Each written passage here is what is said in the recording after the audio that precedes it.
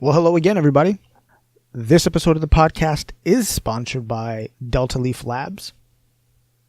Did you know that you could identify the sex of your plant 4 times faster with the plant DNA sex testing kit from Delta Leaf Labs? They make it really easy to take a sample from your plant. You just cut off like a tip of the leaf, and then you mash that piece of plant down onto the testing strip, and it's going to leave this green stain on that strip, and that's the part you're going to send back to the lab, is the green stain testing strip. You're not going to send the plant material. You can throw that out. And then a couple of days after the lab gets that sample, you're going to know exactly whether you've got a male or a female plant to work with. So go over to deltaleaflabs.com, order your testing kits today, and at checkout, use promo code IMGS10 to get 10% off of that order. All right, now let's start the show.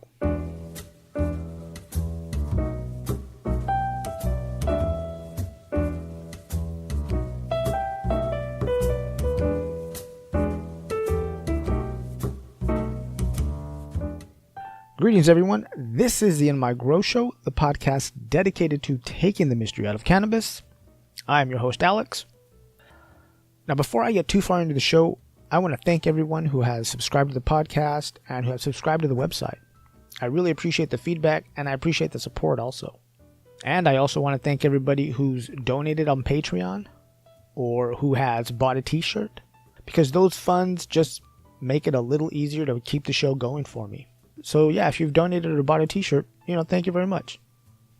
Now, last week I did not have a show. We decided to celebrate a friend's birthday by going camping. Shout out to Joan. Happy birthday again, buddy. It was a fun time camping with you. Now let's talk about the strain of the week. Today, I'm going to give it up to the Federal Reserve OG. And I want to thank my buddy Luis for turning me on to that.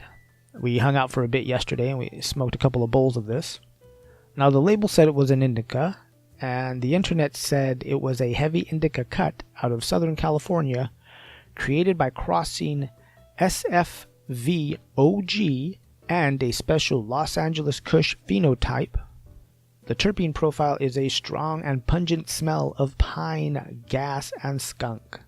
It was very piney, yes it was, I do agree with that. The skunky part not so much, but also very fuely as well. Now, I can't really comment on how heavy of an indica it was, because right after we smoked a couple of bowls of this, we smoked a couple of bowls of some banana something or other that was a sativa. So I think they kind of counteracted each other. But the banana, whatever that was also a very fruity cut. And both of them were really great looking flowers too, just really frosty, and yeah, they just had great flavor. But if you see the Federal Reserve OG out there, go ahead and pick some up. It's pretty good. So now I want to talk about a couple of things that are going on locally. The first one is a 420 friendly painting class.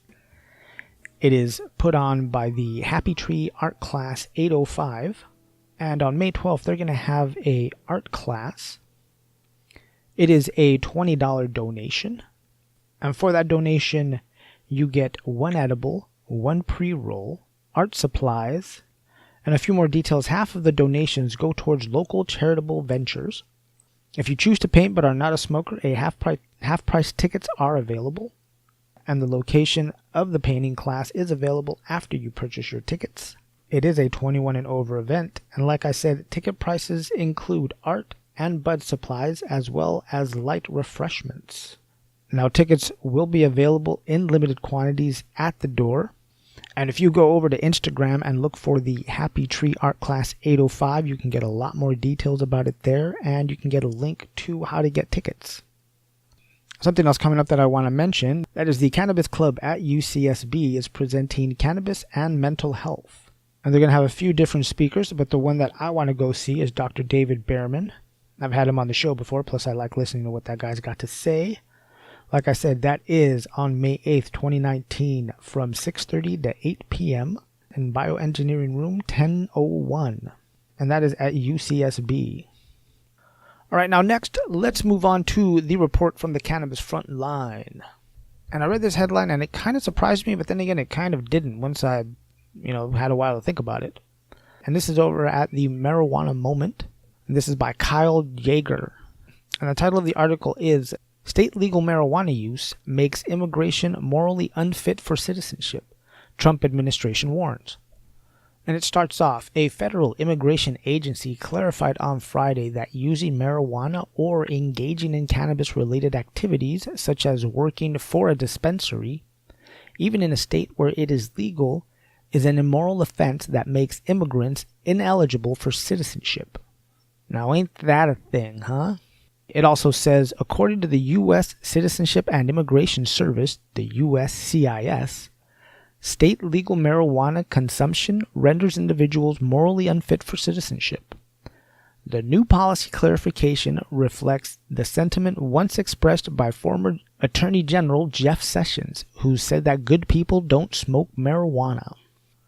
The USCIS memo says that violation of federal controlled substance laws, including for marijuana, established by a conviction or admission, is generally a bar to establishing good moral character for naturalization, even where the conduct would not be in violation of state law. Further, an applicant who is involved in certain marijuana-related activities may lack GMC good moral character if found to have violated federal law, even if such activities is not unlawful under the applicable state or foreign laws. Okay, so if you're trying to get your citizenship in this country, but you're working in the legal cannabis market, you can't do both. You can't apply for your citizenship and work in the legal cannabis market because they won't give it to you. You can lie about it, but once again, they catch you lying, they'll probably throw you out of the country. So just one more thing that we have to fix when we're talking about cannabis legalization and normalization and acceptance. And I don't know who we have to talk to really to change that. I mean, do we talk to the president? You think he's open to this kind of conversation? I wonder. Next, let's move along to Hawaii, and I found this on the Normal website. It says House and Senate lawmakers have finalized and passed legalization House Bill 1383 decriminalizing low-level marijuana possession offenses and vacating past convictions. The legislation now awaits action from the Democratic Governor David Ige. I-G-E, I think that's how you pronounce it, Ige? I don't know. The measure reduces penalties involving the possession of up to 3 grams of marijuana, that's about a little bit less than an eighth, from a criminal misdemeanor punishable by 30 days in jail and a $1,000 fine, and a criminal record, to a non-criminal violation punishable by a $130 fine. They're still getting your money. But hey, at least you don't get 30 days in jail and it stays off your record.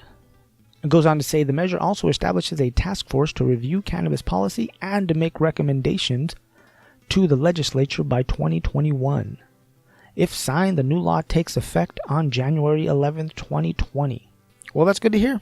I'm glad to hear it. All we need now is for the governor to sign it. And finally, I want to talk about Mexico because it looks like they're about to legalize cannabis. And their courts and legal structure as far as how laws get passed work a little different than how it happens here. And how I understand it is one of the ways that a law becomes a law in Mexico is that if the Supreme Court rules the same way in similar cases of something 5 times, then the laws have to be changed. The government has to move in the direction of changing those laws. And Mexico's Supreme Court has ruled 5 times since 2015 that the imposition of a ban on recreational pot is unconstitutional, which means the Supreme Court just made legalization the standard that the Senate and the government in that country has to move to fix. They have to change the laws now. And from what I'm reading, the lawmakers should have some kind of legal framework for recreational cannabis in Mexico by the end of August. So that's going to be a trip to see, right? Both of America's direct neighbors are going to have a legal cannabis industry by the end of the year. Meanwhile, here in America, we're still being really uptight about whether it's a good or a bad thing. And we're letting industry kind of tell us what's right instead of following the science and doing some more research on it. So yeah, I think that's awesome, good for Mexico. We'll see how that works out. And that, ladies and gentlemen, is the report from the Cannabis Front Line. Now next, I'm going to play a phone conversation that I had with Dr. Jake Felice again. He was nice enough to take some time and get on the phone with me and talk to me about different stuff. And really, I invited him on the show because I wanted to talk to him and get his opinion about some crazy headlines that I had read in the news about cannabis lately. You know, about what causes hyperemesis or hypervomiting when it comes to people using too much cannabis. And, you know, what is the link between psychosis and cannabis use? So as I said, he was cool enough to get on the phone with me and talk to me. So give me just a moment. I'm going to play some music, and then I'll put that conversation on for you.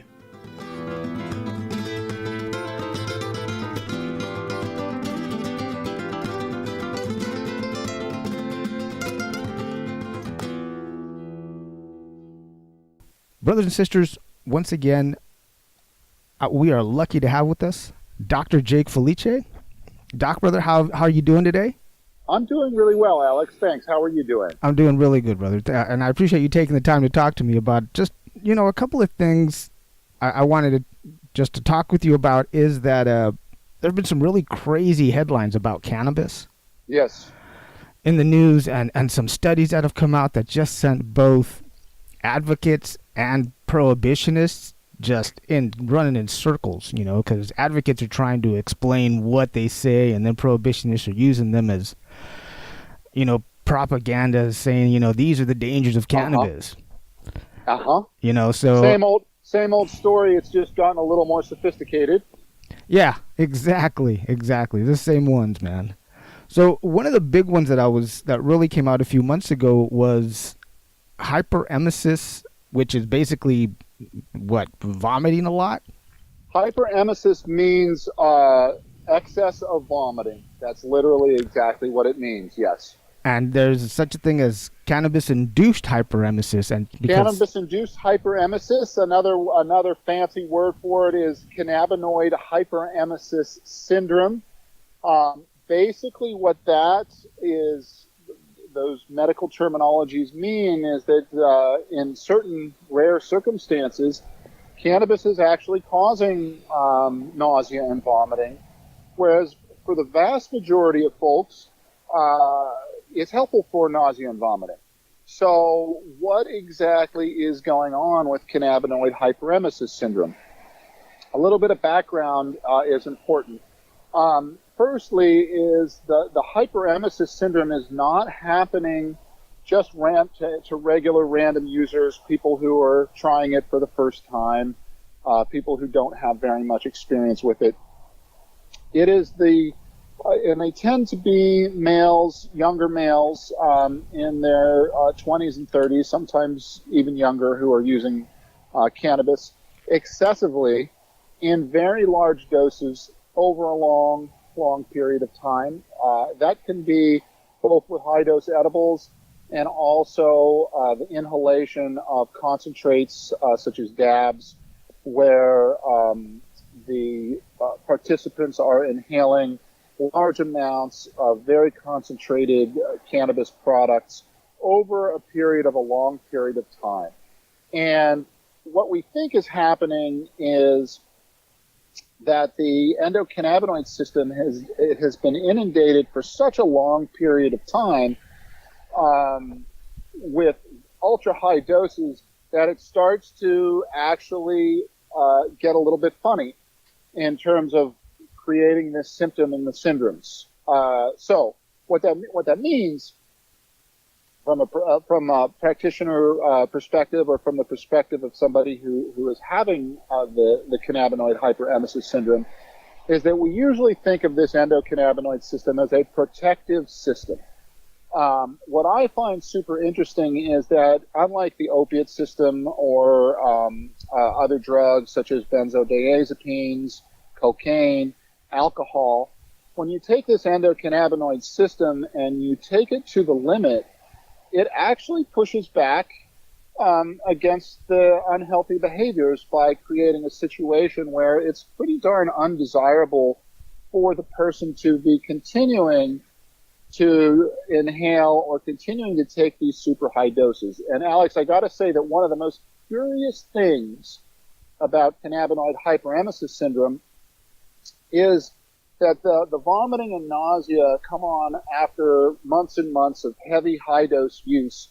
But what they're associated with is quite interesting is that when the patients or the people suffering from it are suffering, when they're getting the nausea and the vomiting, there are two things that help it. One is to quit the cannabis altogether. That helps it for the vast majority of folks. But the other thing that does tend, and this is for any physicians listening or anybody who works in an emergency department, the nausea and vomiting are better when the patient takes a hot bath or a hot shower. So you've got this nausea and this vomiting, you hop in the shower and it goes away, and you step out of the shower and it comes back. I don't feel good. I'm going to step back in the shower. Feels better. Step out of the shower. It feels bad. So that is a keynote symptom of hyperemesis syndrome from cannabis, is that it's associated with the cannabis use. It goes away when the cannabis is discontinued, and it also has this strange feature during baths or hot showers of the symptoms going completely away. So that's a super long kind of intro explanation, and I'm sure you have some follow-up on that question-wise. Well, so let me ask you your opinion as far as why do you think it's a hot shower that really puts aside these symptoms, that makes you feel better? I mean, why is the shower making folks feel better? You know, we don't know, but a lot of the brain centers do have these overlapping features, and so what's happening in somebody who is getting into a hot shower is you're having a reflexive vasorelaxation of all the blood vessels, and the musculature is resetting itself. And also there is a feeling of comfort involved. So we don't really know exactly why, but apparently something about the comfort of the warm heat is interacting with the endocannabinoid system, probably centrally in the nervous system, and affecting some of these centers that the endocannabinoid system is malfunctioning on, creating a short-term relief. We don't know why, but I think that the answer to that might give us some clues as to how this endocannabinoid system is actually working. Remember that it's a protection-oriented system. So what I find fascinating is that you can take this protective system, you push it to the limits, it's still going to protect. And it's going to protect by creating a situation that is uncomfortable and untenable for the extreme user.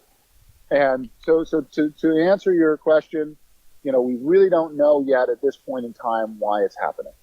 Yeah, because, I mean, even though the saturation of the endocannabinoid system sounds probably like the best explanation, at least to me it does. A couple other things that I've read that people suspect is either you may be allergic. Some people, very small percentage of people are allergic to cannabis. Well, that could be the case, Alex, except that certainly it's possible. I would imagine if there were allergies involved, that these symptoms would be happening with regular users who use a little bit over a long period of time. At least we would be seeing it a little bit in those folks, and we don't really seem to be seeing it much at all in regular users who are regular light users. Even someone who's been using for 20 years or more, we typically don't see it. Who we see it in are the really heavy wake and bake type, in my mind, the classic kind of young 20-somethings. Sure, they're just smoking to get us. Really pushing the limit, and mostly from either a recreational or a spiritual purpose. These folks are usually trying to get really high for whatever reason. Right. Yeah, that makes sense too. So it could be an allergy. We don't know. But usually an allergic response, once the immune system has been sensitized, hay fever is an example. You don't need once you have a hay fever, you don't need a whole lot of pollen to get your runny nose and watery eyes and sneeziness going. Just a little bit once you've been sensitized. So I don't necessarily know that is an incorrect answer, but it would seem to me if it's an allergy, you might be seeing a little bit more of it. And you know, again, more research and time will tell on this. No, that makes sense because you're right. I didn't think about it that way, that even for the light occasional users, you would see some kind of symptom of an allergic At least reaction. in a few of them, Maybe I would not as imagine. maybe not Yeah, as bad as hyperemesis, like hyper vomiting, but yeah, yeah, that you would I would think now that you mentioned yeah, that. yeah. Because also the other thing, which I found highly unlikely, but it was just another one of those theories that people have, is that it's like acidiractin poison, which is basically neem oil, because Oh, neem that's oil's interesting. yeah, neem Huh. oil is used a lot in cultivation, but at the same time, it's been used in cultivation for a long time. But Alex, and I'm not going to belittle neem oil at the moment because I think we need these biologically friendly pesticides. But my understanding, and I could be wrong about this, but I don't think there are any real studies on safety or efficacy of inhaled neem oil. And it certainly could also be other. That's a really good point that you're making. It could also be some other contaminants because what do we know about the usage pattern for cannabinoid hyperemesis is that it is an extremely high usage pattern. An unusually, like you've got the spectrum and then you've got the far end of the spectrum, and that's where that's occurring. So, and the other thing is that a lot of contaminants are magnified with the actual manufacture of concentrates. No, So, in a lot of the products that are being used by these folks are the concentrated products, the dab products, and also high dose edibles. And when we talk about concentrating a product with cannabinoids, you can also be concentrating the pesticides or the heavy metals that are present in the soil. Think of a pot of soup that you're putting on the stove at a slow burn or in the crock pot. You can season that perfectly so that you can taste the salt to the perfect level that you want. Put the lid on the crock pot. You go away for the day or you go to bed for the night. The next, 8, 12 hours later, you come back and, that soup's about an inch or so lower because a bunch of it is evaporated into the air. But what's happening with that salt? That salt stays in the soup. So you go from having a perfectly seasoned stew or soup when it's concentrated, the concentration of salts increases. So my point being is with a concentrate, if there are any extra additives or unwanted ingredients, those could very much be involved in creating some type of a cyclic vomiting pattern. However, why is it that somebody who has hyperemesis syndrome will be having this reaction to every type of cannabis that they're using? They might try a product from one company that has one manufacturing process. They get sick to their stomach. They throw up. They go over to a friend's house. They use a different product. Same thing happens. So is there a cross-reactivity going on? We don't know, but I think it's a super interesting question, and the more we find out about it, the more it may really unlock some of the secrets to this endocannabinoid system and how it is doing its job as a protection-based system.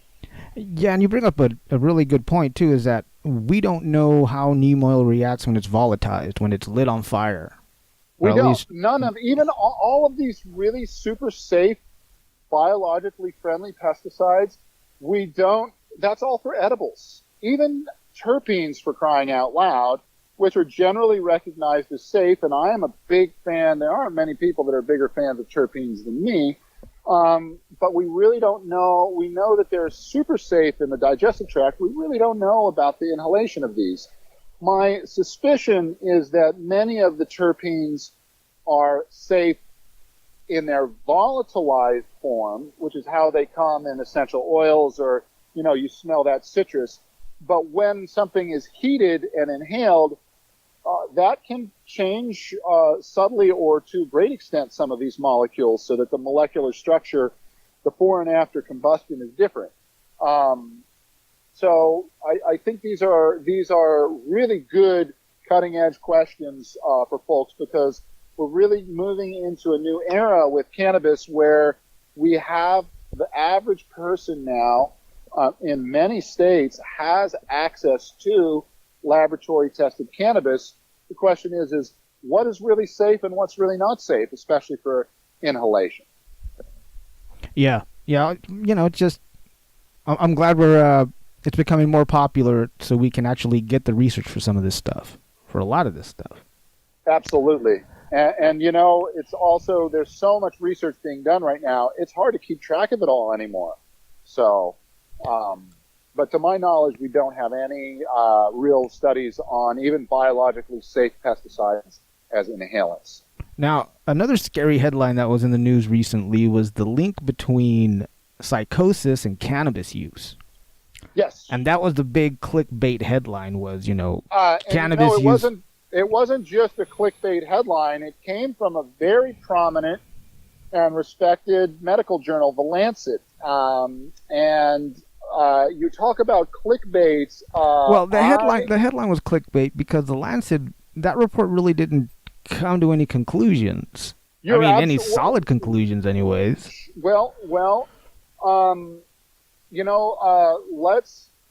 Let's look at it. I'm just pulling up here right now. I'm looking at my notes on the study. One area, so there's this study, and it comes out and it says the contribution of cannabis use to variation in the incidence of psychotic disorder across Europe, and it's a broad-based study looking at folks who use cannabis and to what degree do they have or develop psychosis, usually a schizophrenia. And one of the main things to think about, and you'll hear this a little bit, is the difference between correlation and causality. And I don't really know. I think that there are really good sports analogies for why correlation doesn't equal causality. I can't remember the details exactly, but it's something like on any given even year, the AFC team will win the Super Bowl at a greater percentage of chance than the NFC. So it may just be a pure coincidence. It doesn't necessarily mean that there's causality. So, say for example, in a certain culture, such as ours, we've got a lot of stress in our cultures. Everyone who's a listener can probably relate to that. Stressors on humans are on the increase for a variety of reasons: economic pressures, political dysfunction, not necessarily just here in the States, but in other places. There's climate pressure. My mom just lived through a pretty big storm in Houston. So what this could mean is that more folks are actually using cannabis, alcohol, and other drugs to self-medicate more. So there could be that folks who are predisposed to psychosis are self-medicating with cannabis more. So that's one thing. Also, if you look at the Lancet study, I thought it was a pretty poor study, especially for the Lancet, which is a super prestigious journal. And I kept looking for the disclaimers by the authors of the study limitations, and they found nothing. As far as I could see, the study design I thought was weak. And some people will argue, oh, yeah, but that's psychiatry. It's not as rigorous as other parts of biology. But again, they're presenting their findings as definitive, rather than, they're not saying we need more study. They're saying that this is a definitive feature.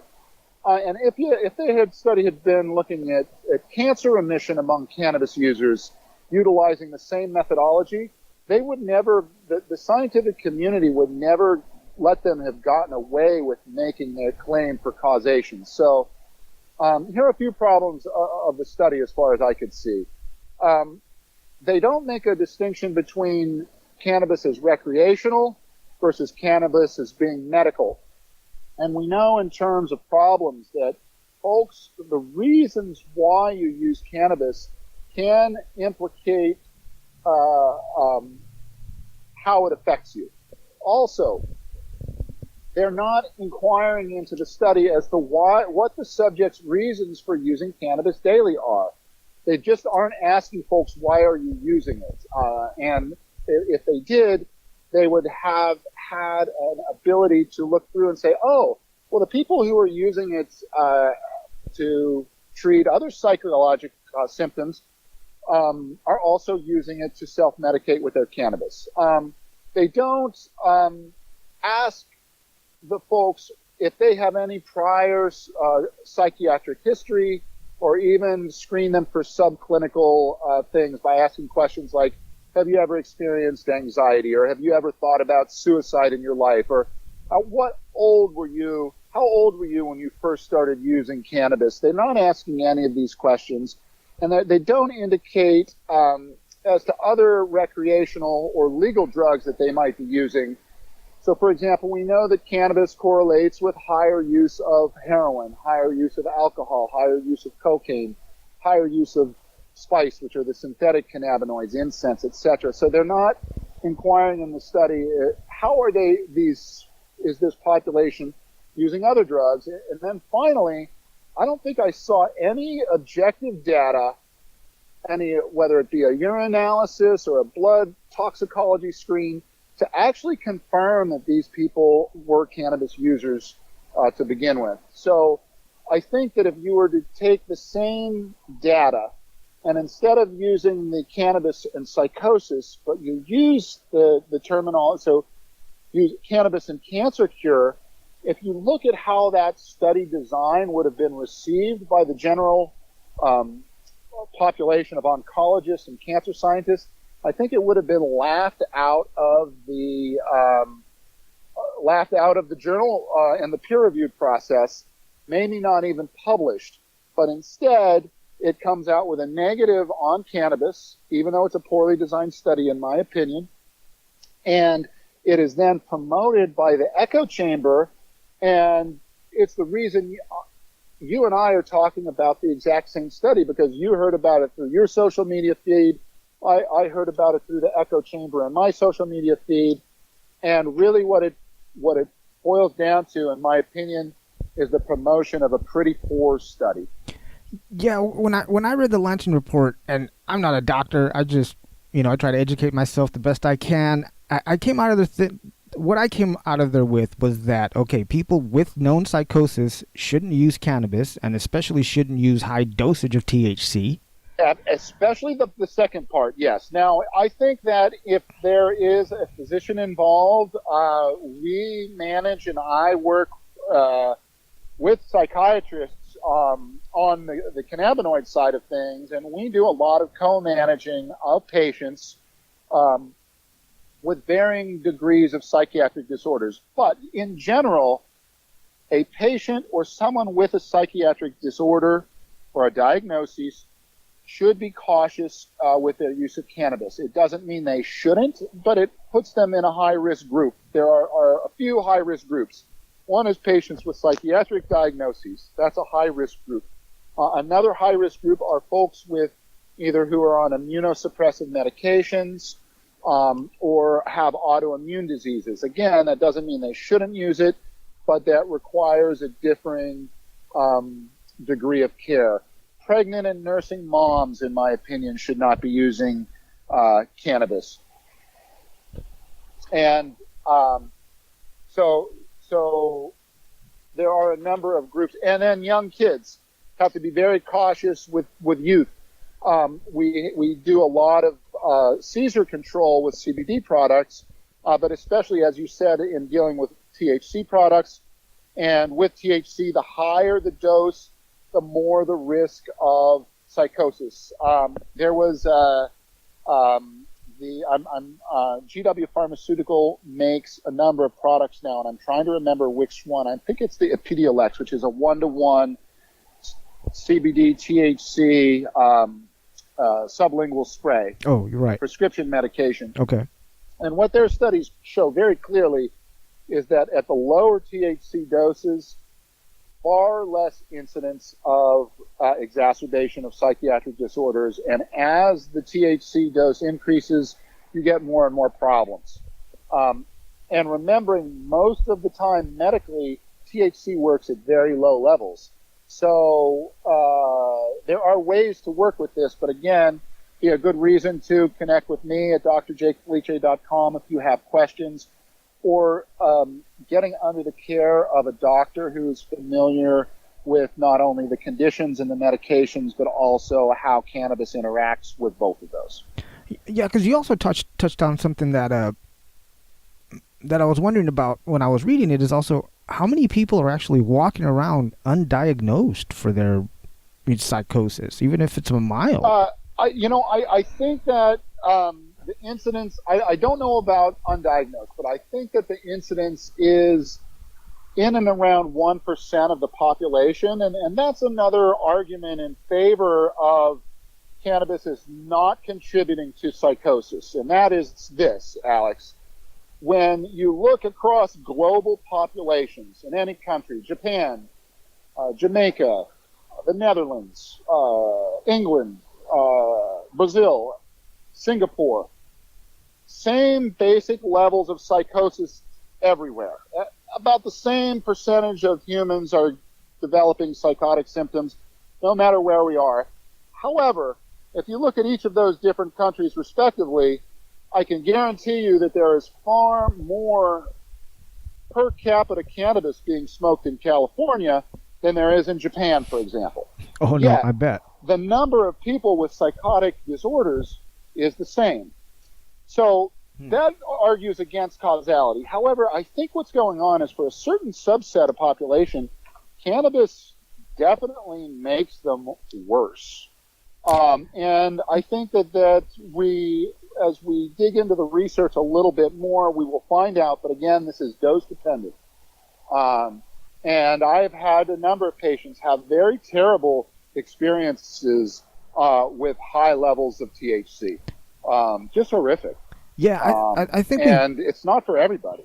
No, I think we both met people who we realized upon meeting them that, they shouldn't be on cannabis or any other kind of drug or they should be on a different kind that's a hemp-based CBD dominant with next to no THC in it. I think that just like any particular family, think of dogs. One dog might be a great fit for your family, but might be a terrible fit for me or my lifestyle or my family. So same thing with cannabis. Some types of cannabis might be really helpful for somebody at certain doses, and other types at different doses might not be as good of an option. And again, patients with psychiatric diagnoses fall under one of these more of what we would call a higher risk category. Right. Yeah, makes sense. Now the other health headline that I read for cannabis was endocannabinoid deficiency syndrome. Yes. Now, I didn't even know that was a thing until I read the headline. I had to go look it up. Oh, really? Oh, well, how? Well, I mean, I didn't know it was a syndrome. Like it's a collection of symptoms now. And and what's really interesting is we're seeing similarities across. So if you think of 20th century science, which is really what, not to date myself, but I grew up and was educated, not in medical school. In medical school, I was educated in the 21st century, but my high school and undergrad were done before the turn of the century. We really, how to say this? We really had this thought process of the pathophysiology, the way a disease progresses. We had it in our mind how it was. So things like migraine headache, for example, we would think of as having very different mechanisms from, say, irritable bowel syndrome, IBS. You develop headache with strange visual disturbances, and the other one, you're developing gastrointestinal issues with other disturbances. And we would think that they're very different from a 20th century perspective. Or if you look at fibromyalgia syndrome, where a lot of folks aren't sleeping, they have this kind of chronic pain syndrome that fits under these categories. We would think of them as being very separate for different disease processes. But with the ability to kind of look under the hood and examine what's going on with the endocannabinoid system, we're seeing that a lot of these processes have similarities, not in terms of how they are expressed outwardly, but in terms of how the endocannabinoid system, which is kind of like the internet of the body, how that endocannabinoid system is responding. And if you know of any business or university or a company, if the internet is slow or not working, stuff either doesn't get done or it doesn't work. So the same thing can be happening in the body, is that the internet might be slow. And let's say you and I are having a conversation right now. We were going to be doing a Skype, but we're doing a phone call. But let's say we were doing a Skype. If my internet connection is good and yours is bad, then we're still not communicating. So depending on where in the body the endocannabinoid system gets disrupted, we might be having slightly different expressions. For some folks, the dysfunction might turn up as a hyperemesis syndrome. For another person, it might be as a migraine headache. Another person might have insomnia and fibromyalgia. Because we didn't know in the 20th century so much about the endocannabinoid system, we didn't have this idea that there could be this kind of a biological deep structure system that is the organizer of the other systems. So just like in the body, if you think of just if the internet goes out, it could cause different types of problems, even though it's the same root. The internet is bad. That makes sense? That kind of a clear explanation? No, it does. If the endocannabinoid system isn't, let's say, reloading those cannabinoids or making enough, then other systems are going to start to suffer. Not so much, I'm not going to say break down, but you're going to start to, either feel it in a pain or inflammation or some kind of digestive issue. Who knows? Yeah. Hey, so speaking of that, excuse me. Now, since the last time we talked, it seems like cannabis and CBD have just gotten way more attention in the news and a lot more popular. And, we're even seeing CBD products in like Walgreens and CVS. And the pet stores. Yeah, that's a whole other issue that I need to talk to somebody about. Yeah. But my question is, where is all that education about this coming from? I mean, because quite a few doctors, quite a bit of the doctors don't know a lot about cannabis or CBD. And then I wonder, okay, if they're in the pharmacies, how educated is the pharmacist if somebody has questions? Or is the pharmacist just saying, look, I'm just here to give you the drugs, go talk to your doctor? Who's doing the education in the medical field? Is it industry? Is it other doctors? Are we seeing it more in medical schools? Mm-hmm. Well, in terms of doctors who are out practicing, there are varying, and that's part of what I do is I write courses for doctors, and there are various online courses with continuing medical education credits available that certain doctors can take. But there are no real uniform. There are a few societies. American Academy of Cannabinoid Medicine is a group of clinicians and doctors that is oriented and geared towards that and developing standards, etc. But it presents an enormous problem, and it's multifaceted. A lot of current medical education is very pharmaceutical industry driven, and there's the educators have a strong pharmaceutical background. Even the lobbyists and the politicians, there's a large pharmaceutical presence. The endocannabinoid system doesn't really have anybody pushing it like a drug manufacturer would. So nobody is making a concerted effort to teach doctors about cannabis like they would if, say, there were a new type of a cholesterol medication or something like that, where the industry would actually hire and train people to go out and educate the doctors. It's very common. So I think that the pharmaceutical industry, if they're thinking properly, sees cannabis both as an opportunity to develop new drugs that don't exist and also as a competition, because so many patients who use cannabis take themselves off of multiple other classes of medication. So there is an inherent bias in the system of medical training.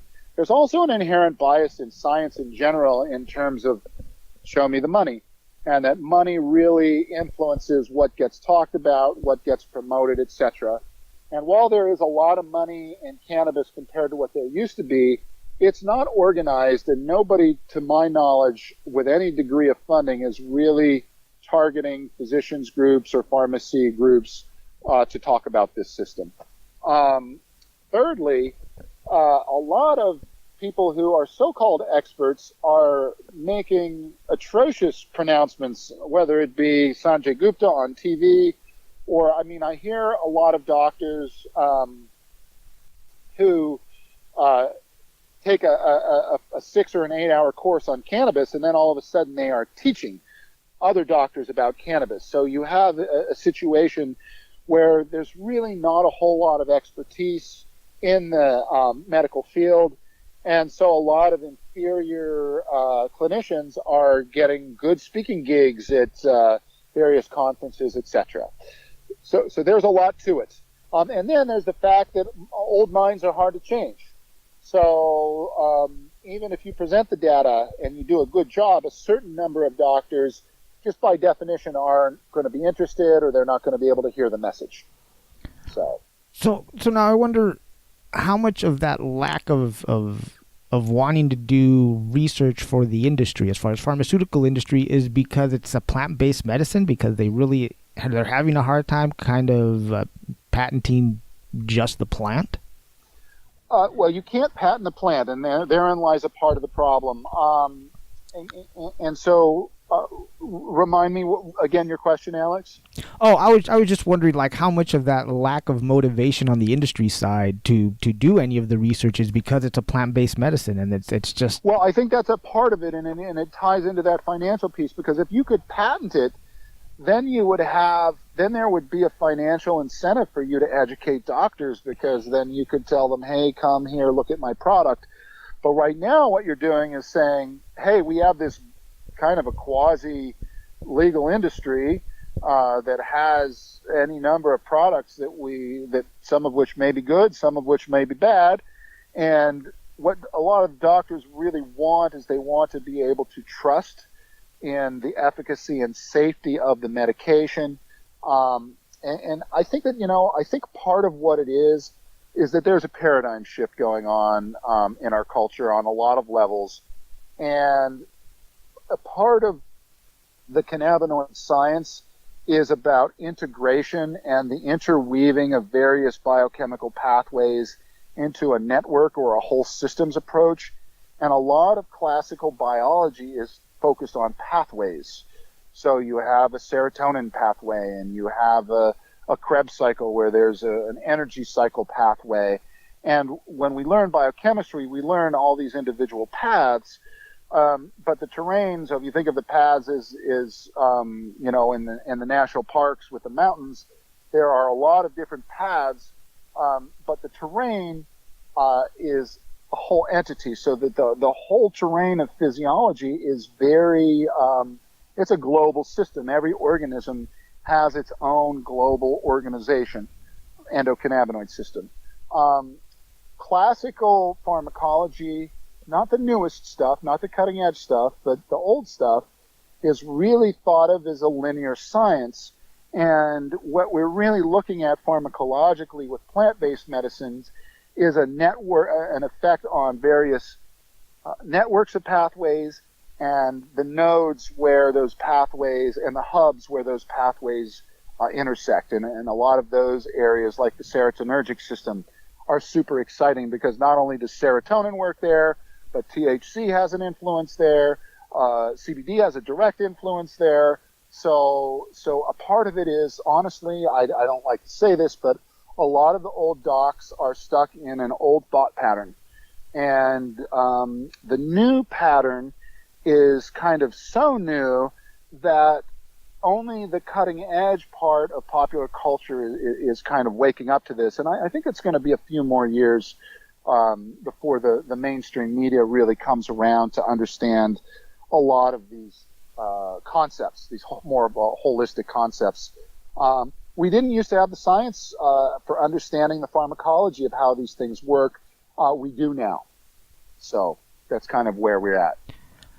Hey, so can you remember or do you know of a time like in medicine when there was this kind of shift in like well, I don't know if corrections that had to be made in the thinking or just a new way of looking at things. The only thing I could come up with was like when that, penicillin was found. Big shifts would.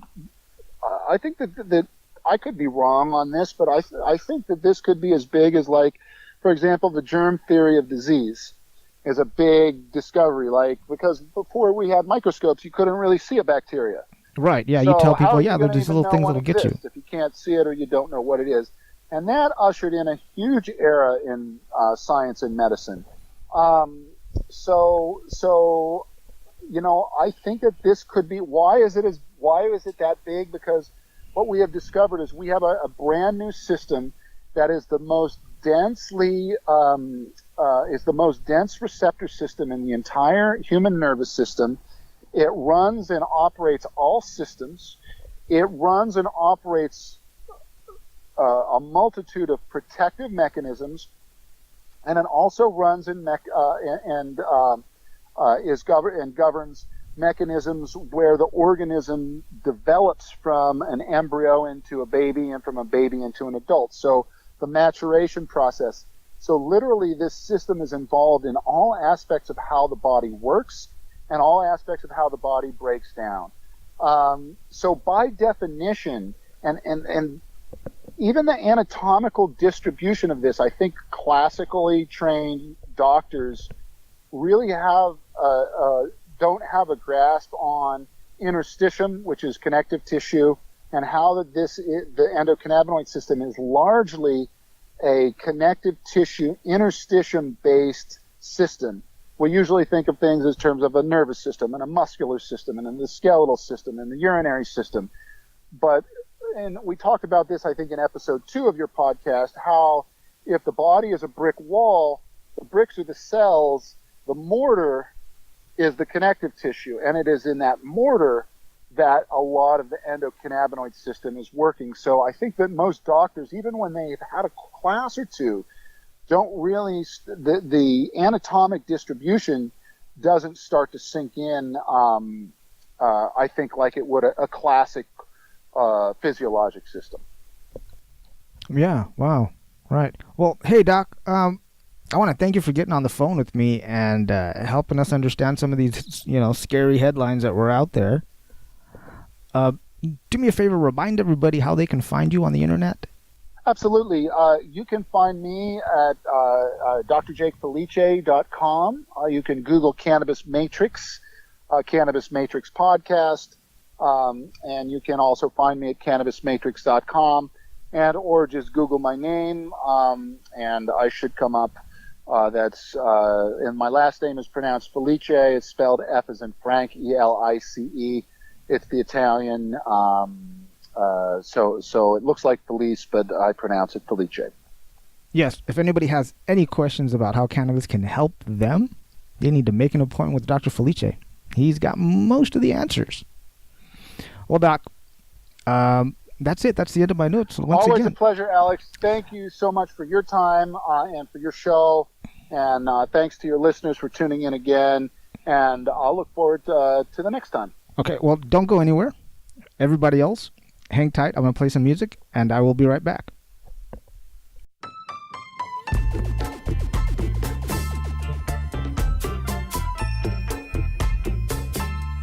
All right, everybody, I'm back. I hope you enjoyed that conversation. I know I learned a couple of things. Again, I want to thank Dr. Felice for getting on the phone with me and talking to me. If you need to find him to get medical advice, you can go to drjakefelice.com. Well, brothers and sisters, that's all I have for you today. Those are the end of my notes. I want to thank all of the artists who let me use their music to put this show together.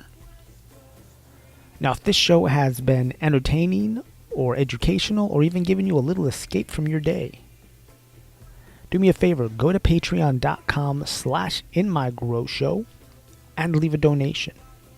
Or go over to InMyGrow.com, click on the Support the Show tab, and order a t-shirt. Now, like I said earlier, those funds help me keep this show going. They help me pay for hosting fees, for equipment. So if you can, throw a few bucks our way. Now, if you can't support the show financially, don't worry about it. I get it. No worries. But here's how you can help. Subscribe to the podcast. Subscribe to the website, inmygrow.com. And then tell 3 other people about the show. Really easy, real simple. All right, everybody. I'm going to get on out of here because I've got to go to a birthday party. Now, you know that I love you all very much. And remember to always grow, learn, and teach. But it's good to follow